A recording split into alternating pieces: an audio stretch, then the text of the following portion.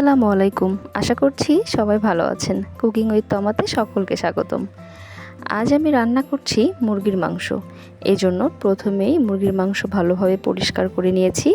তার মধ্যে দিয়ে দিলাম আদা বাটা, রসুন বাটা, জিরার গুঁড়া, লবণ, হলুদ, শুকনো মরিচের গুঁড়া, তেজপাতা, দারচিনি, লবঙ্গ, গোলমরিচ, সাদা এলাচ, কালো এলাচ, পেঁয়াজ, তেল, গোটা রসুন এবং আলু দিয়ে হাতে মাখিয়ে নিয়েছি। এখন রান্নার পালা। রান্নার জন্য প্রথমেই কড়াইয়ে তেল এবং পেঁয়াজ দিয়ে দিব। পেঁয়াজ বাদামি করে ভেজে নিয়ে দিয়ে দিব মাখিয়ে রাখা মাংস।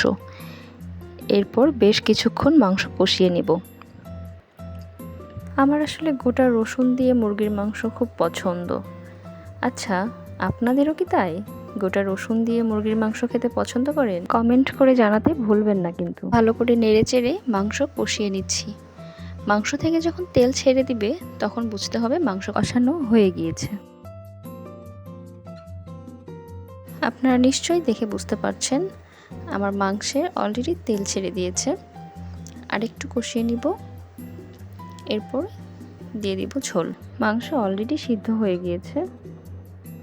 খুব অল্প পরিমাণে ঝোল দিয়ে দিব।